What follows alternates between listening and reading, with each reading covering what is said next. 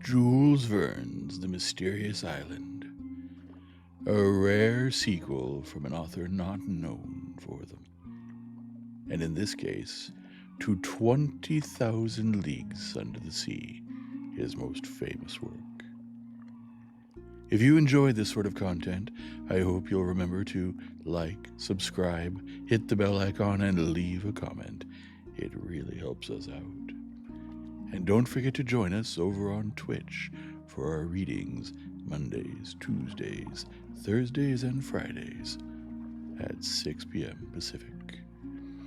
And now, on to the story. Chapter 5.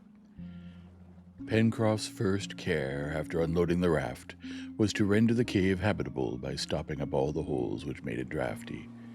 Sand, stones, twisted branches, wet clay closed up the galleries open to the south winds.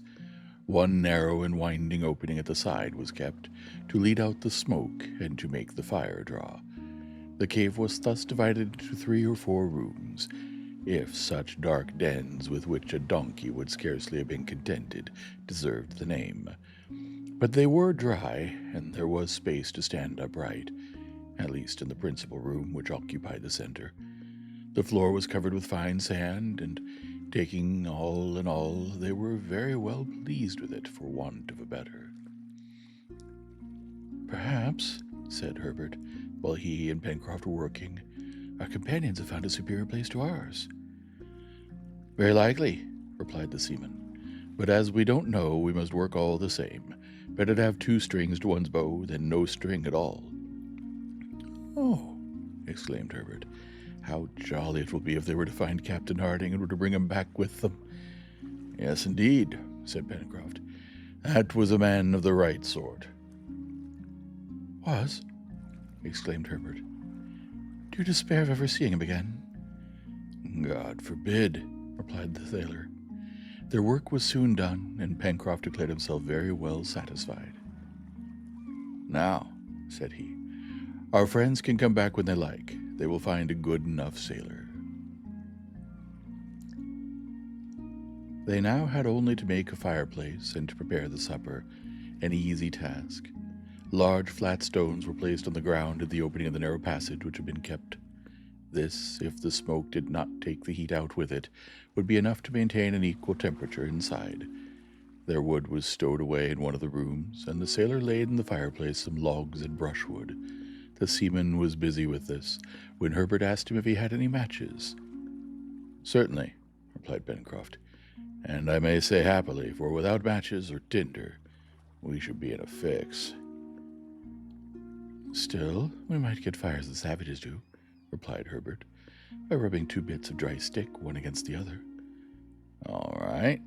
Try, my boy, and let's see if you can do anything besides exercising your arms." "Well, it's a very simple proceeding, and much used in the islands of the Pacific." "I don't deny it. But the savages must know how to do it, or employ peculiar wood, for more than once I've tried to get fire in that way, but I could never manage it. I must say I prefer matches. By the by, where are my matches?" Pencroft searched in his waistcoat for the box, which was always there, for he was a confirmed smoker. He could not find it. He rummaged the pockets of his trousers, but to his horror he could nowhere discover the box. "Here's a go," said he, looking at Herbert. "The box must have fallen out of my pocket and got lost. Surely, Herbert, you must have something. A tinder box? Anything that can possibly make fire?" "No, I haven't, Pencroft." The sailor rushed out, followed by the boy. On the sand, among the rocks, near the river's bank, they both searched carefully, but in vain. The box was of copper, and therefore would have been easily seen. "Pencroft," asked Herbert, "didn't you throw it out of the car?" "I knew better than that," replied the sailor, "but such a small article could easily disappear the tumbling about we've gone through. I would rather even have lost my pipe. Confound the box, where could it be?" "Look here, the tide is going down," said Herbert. "Let's run to the place where we landed." It was scarcely probable that they would find the box, which the waves had rolled about among the pebbles at high tide, but it was as well to try. Herbert and Pencroft walked rapidly to the point where they had landed the day before, about 200 feet from the cave. They hunted there among the shingle and the clefts of the rocks, but found nothing. If the box had fallen at this place, it must have been swept away by the waves. As the sea went down, they searched every little crevice with no result. It was a grave loss in their circumstances, and for the time irreparable.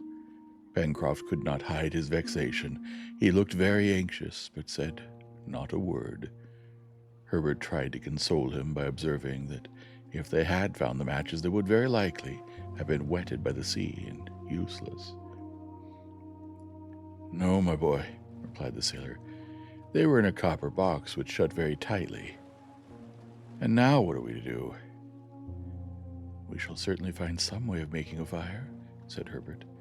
"Captain Harding or Mr. Spilett will not be without them."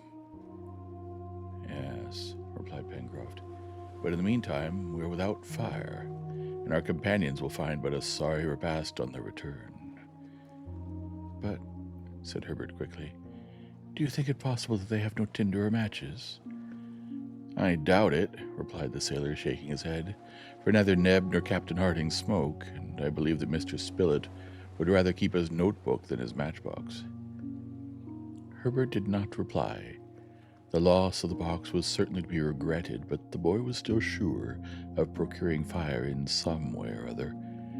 Pencroft, more experienced, did not think so, although he was not a man to trouble himself about a small or great grievance.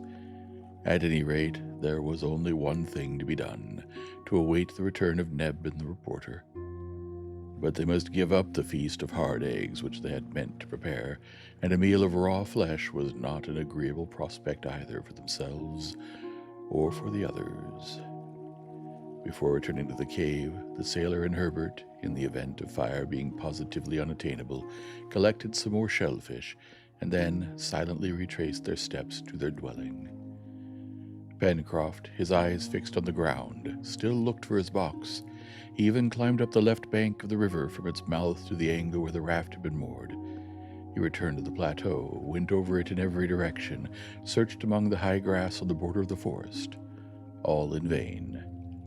It was 5 in the evening when he and Herbert re-entered the cave. It is useless to say that the darkest corners of the passages were ransacked before they were obliged to give up in despair. Towards 6 o'clock, when the sun was disappearing behind the highlands of the west, Herbert, who was walking up and down on the strand, signalized the return of Neb and Spilett. They were returning alone. The boy's heart sank. The sailor had not been deceived in his forebodings. The engineer, Cyrus Harding, had not been found. The reporter, on his arrival, sat down on a rock without saying anything. Exhausted with fatigue, dying of hunger, he had not strength to utter a word. As to Neb, his red eyes showed how he had cried, and the tears which he could not restrain told too clearly that he had lost all hope. The reporter recounted all that they had done in their attempt to recover Cyrus Harding. He and Neb had surveyed the coast for a distance of 8 miles, and consequently much beyond the place where the balloon had fallen the last time but one, a fall which was followed by the disappearance of the engineer and the dog Top.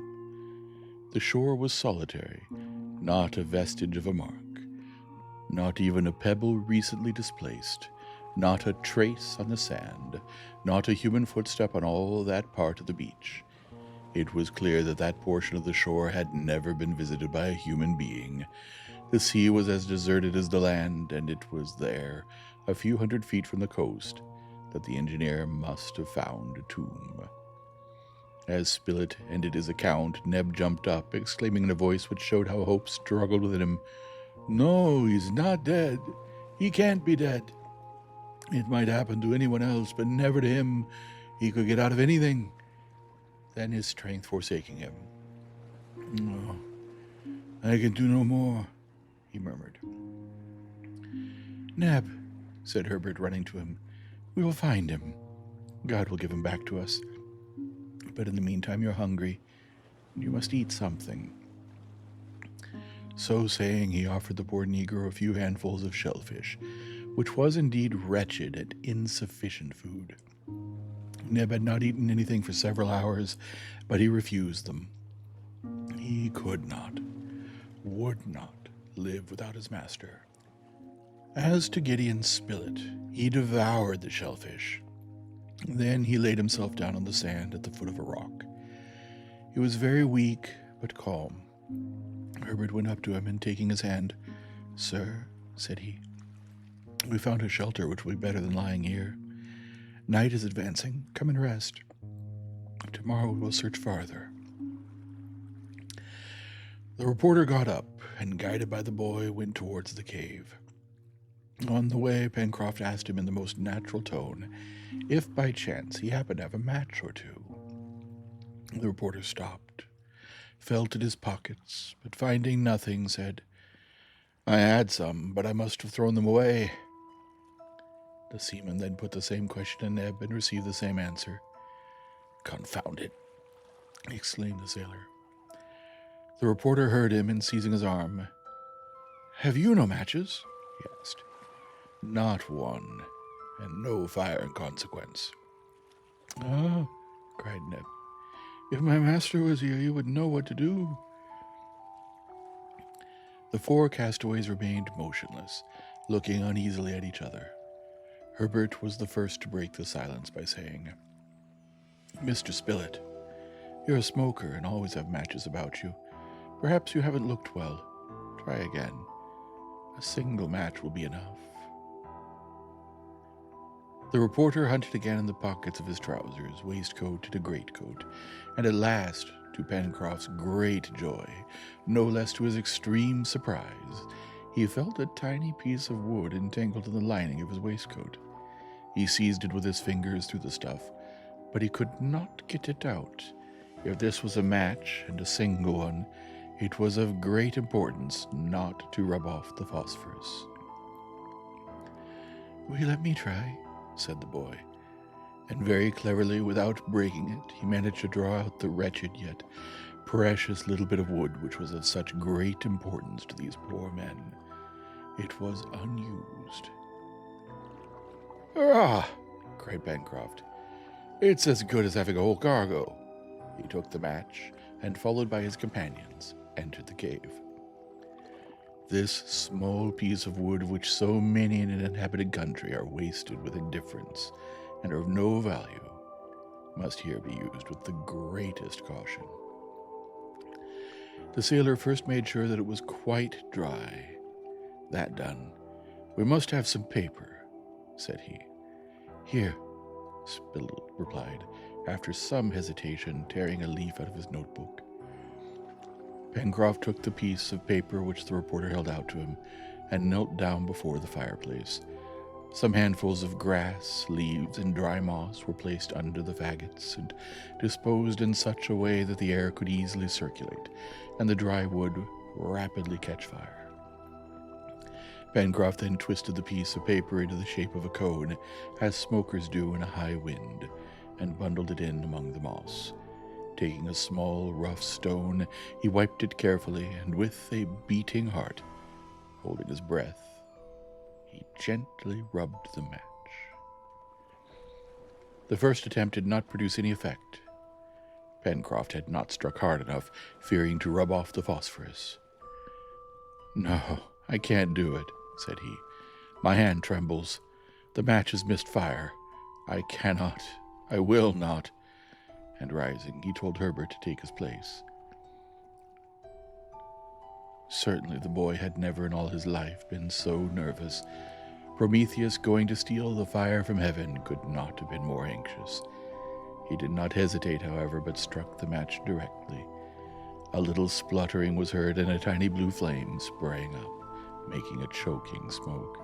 Herbert quickly turned the match so as to augment the flame, and then slipped it into the paper cone, which in a few seconds, too, caught fire, and then the moss.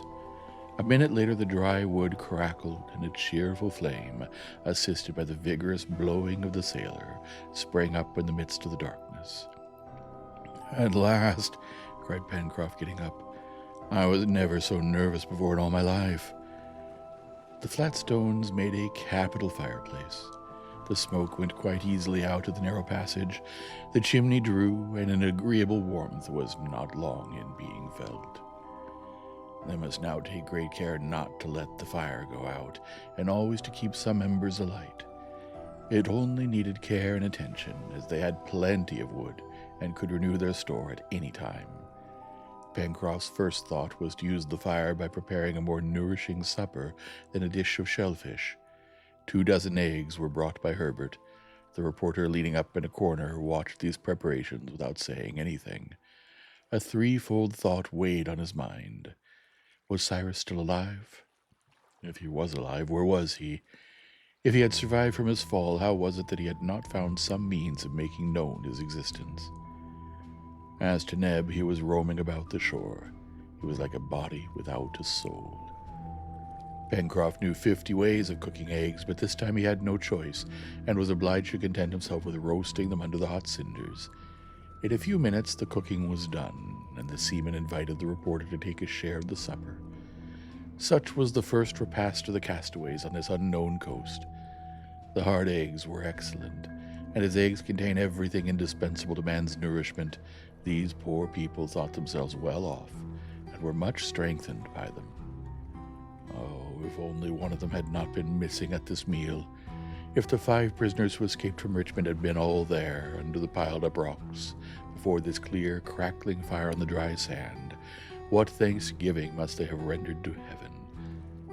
But the most ingenious, the most learned, he who was their unquestioned chief, Cyrus Harding, was, alas, missing, and his body had not even obtained a burial place.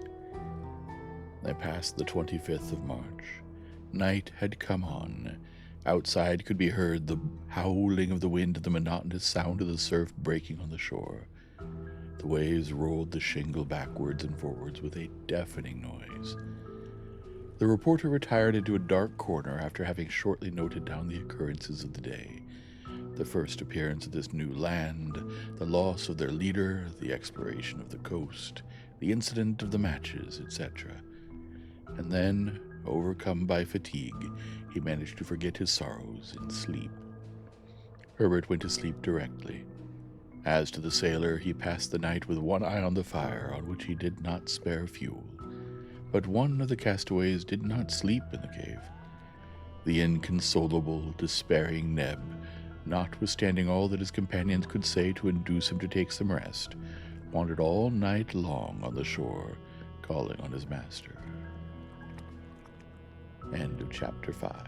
Chapter 6. The inventory of the articles possessed by these castaways from the clouds, thrown upon a coast which appeared to be uninhabited, was soon made out. They had nothing, save the clothes which they were wearing at the time of the catastrophe.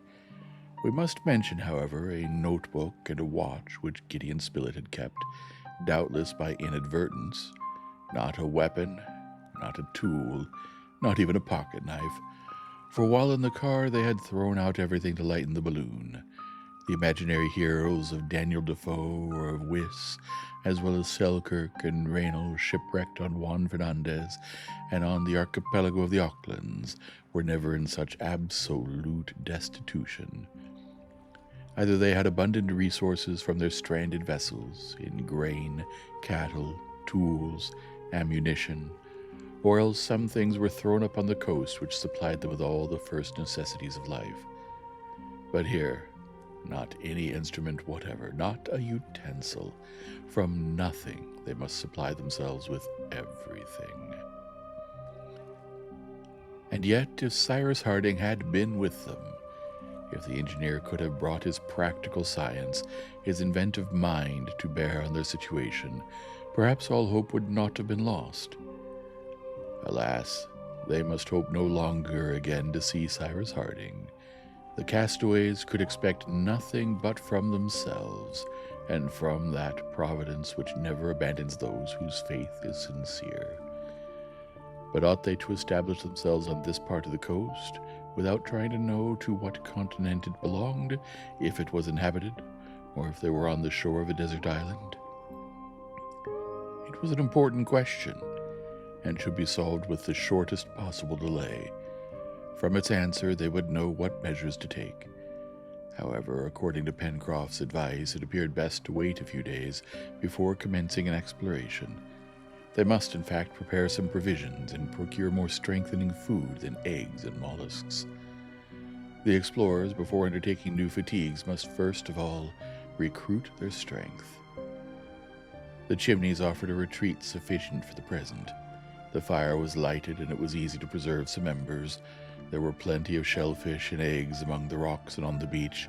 It would be easy to kill a few of the pigeons which were flying by hundreds about the summit of the plateau, either with sticks or stones.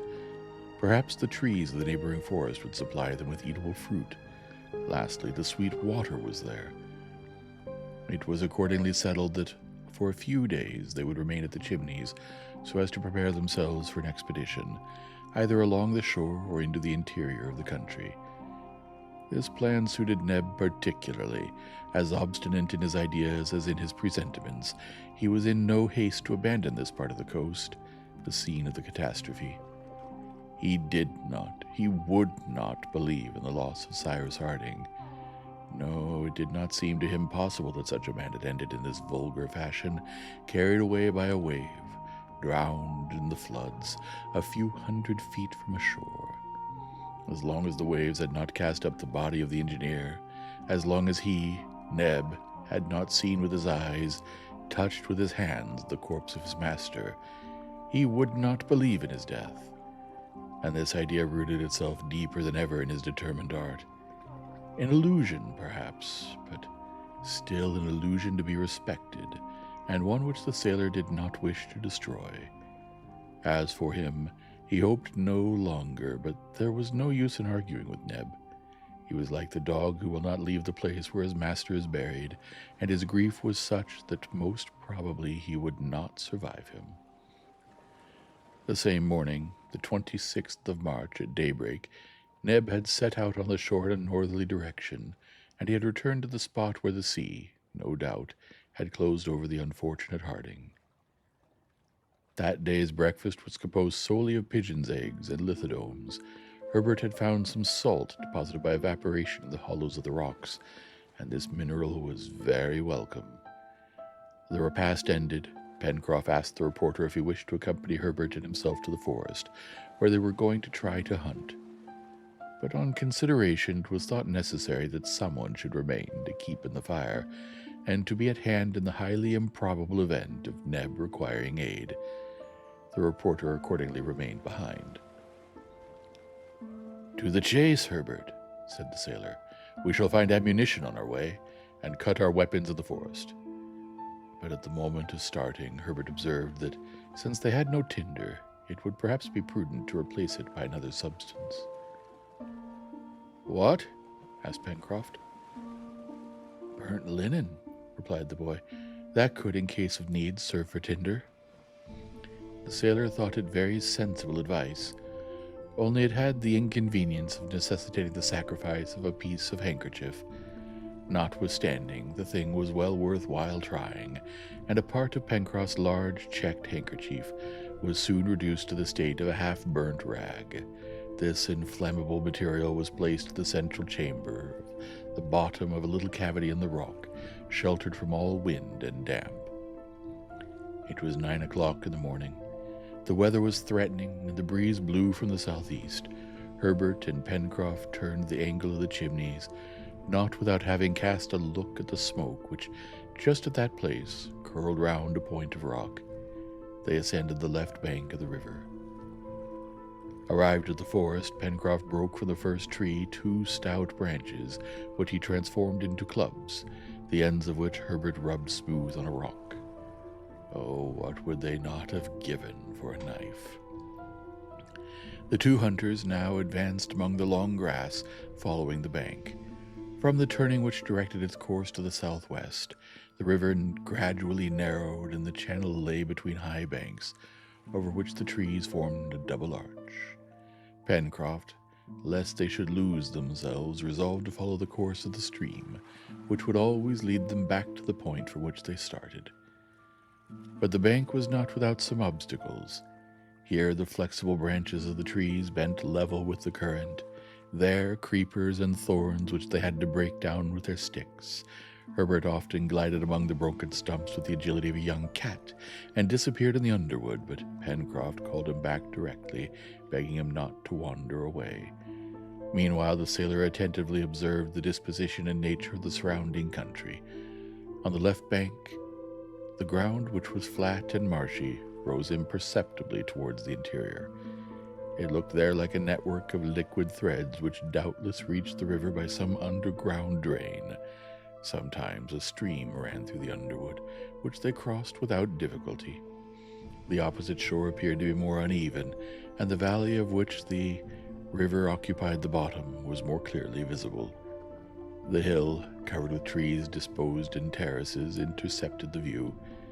On the right bank, walking would have been difficult, for the declivities fell suddenly, and the trees bending over the water were only sustained by the strength of their roots.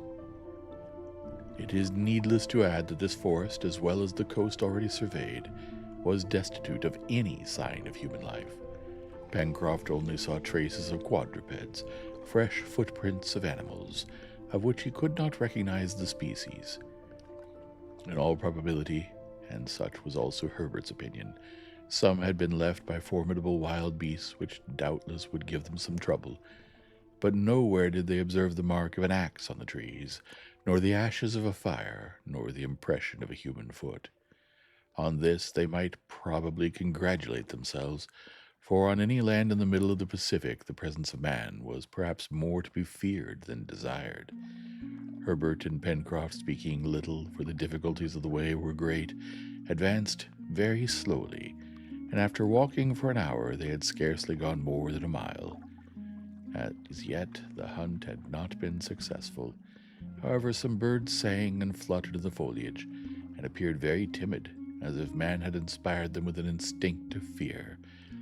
Among others, Herbert described in a marshy part of the forest a bird with a long pointed beak, closely resembling the kingfisher, but its plumage was not fine, though of a metallic brilliancy. "That must be a jacamar," said Herbert, trying to get nearer. "This will be a good opportunity to taste jacamar," replied the sailor, "if that fellow is in a humor to be roasted." Just then a stone, cleverly thrown by the boy, struck the creature on the wing, but the blow did not disable it, and the jacamar ran off and disappeared in an instant. "How clumsy I am!" cried Herbert. No, my boy," replied the sailor. "The blow was well aimed. Many a one would have missed it altogether. Come, don't be vexed with yourself. We shall catch it another day." As the hunters advanced, the trees were found to be more scattered, many being magnificent, but none bore eatable fruit. Pencroft searched in vain for some of those precious palm trees which are employed in so many ways in domestic life, and which have been found as far as the 40th parallel in the northern hemisphere, and to the 35th only in the southern hemisphere. But this forest was only composed of coniferae, such as the deodaras, already recognized by Herbert, and Douglas pine, similar to those which grow on the northwest coast of America, and splendid firs measuring 150 feet in height. At this moment a flock of birds of a small size and pretty plumage, with long glancing tails, dispersed themselves among the branches, strewing their feathers, which covered the ground as with a fine down. Herbert picked up a few of these feathers, and after having examined them, "These are quercus," said he. "I should prefer a moorcock or guinea fowl," replied Pencroft. "Still, if they're good to eat—" "They are good to eat, and also their flesh is very delicate," replied Herbert. "Besides, if I don't mistake, it's easy to approach and kill them with a stick." The sailor and the lad, creeping among the grass, arrived at the foot of a tree, whose lower branches were covered with little birds. The quercus were awaiting the passage of insects which serve for their nourishment. Their feathery feet could be seen clasping the slender twigs which supported them.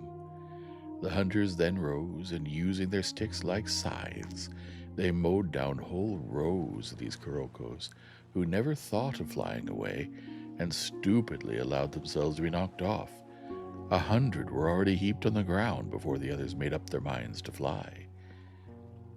"Well," said Pencroft, "here's game, which is quite within the reach of hunters like us. We have only to put our hands and take it." The sailor having strung the curlews like larks on flexible twigs, they then continued their exploration. The stream here made a bend towards the south, but this detour was probably not prolonged, for the river must have its source in the mountain and be supplied by the melting of the snow which covered the sides of the central cone. The particular object of their expedition was, as has been said, to procure the greatest possible quantity of game for the inhabitants of the Chimneys. It must be acknowledged that as yet this object had not been attained, so the sailor actively pursued his researches, though he exclaimed, when some animal which he had not even time to recognize fled into the long grass, "If only we had the dog Top!" But Top had disappeared at the same time as his master, and had probably perished with him. Towards 3 o'clock, new flocks of birds were seen through certain trees, at whose aromatic berries they were pecking, those of the juniper tree among others. Suddenly a loud trumpet call resounded through the forest. This strange and sonorous cry was produced by a game bird called grouse in the United States. They soon saw several couples whose plumage was rich chestnut brown, mottled with dark brown, and tail of the same color.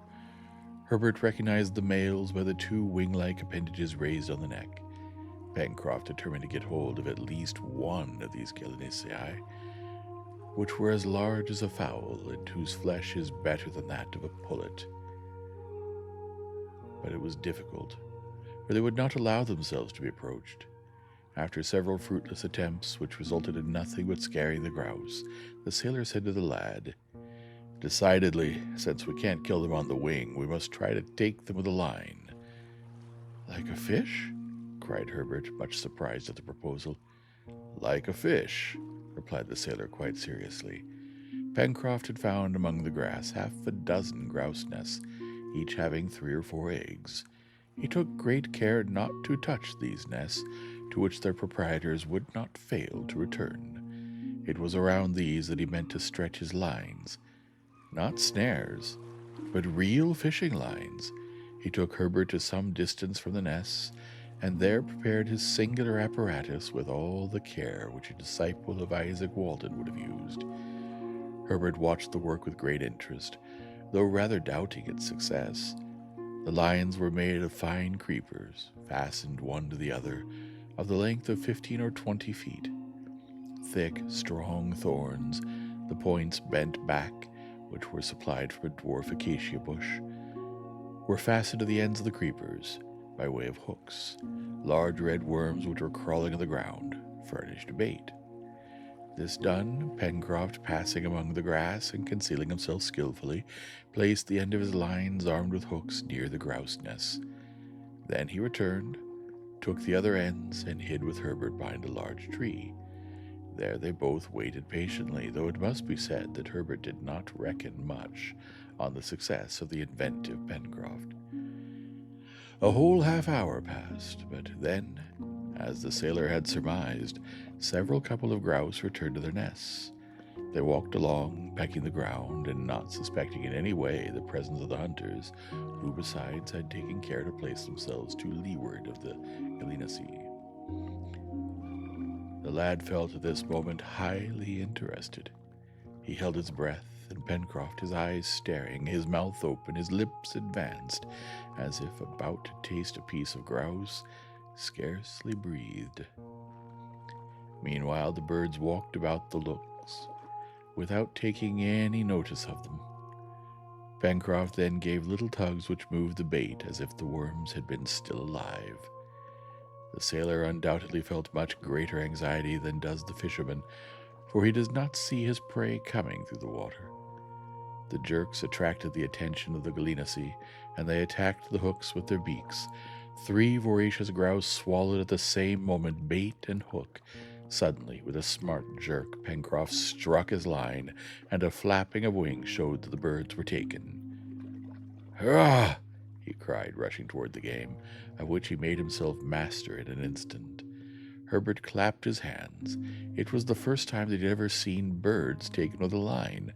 but the sailor modestly confessed that it was not his first attempt, and that besides, he could not claim the merit of invention.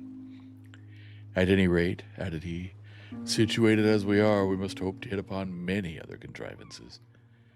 The grouse were fastened by their claws, and Pencroft, delighted at not having to appear before their companions with empty hands, and observing that the day had begun to decline, judged it best to return to their dwelling. The direction was indicated by the river, whose course they had only to follow, and towards 6 o'clock, tired enough with their excursion, Herbert and Pencroft arrived at the Chimneys.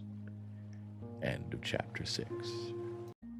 Well, they're still alive. Let's see what happens next, shall we? If you've enjoyed this sort of content, I hope you'll remember to hit the like and subscribe, smash that bell icon, and leave a comment. It really helps us out. Good night now.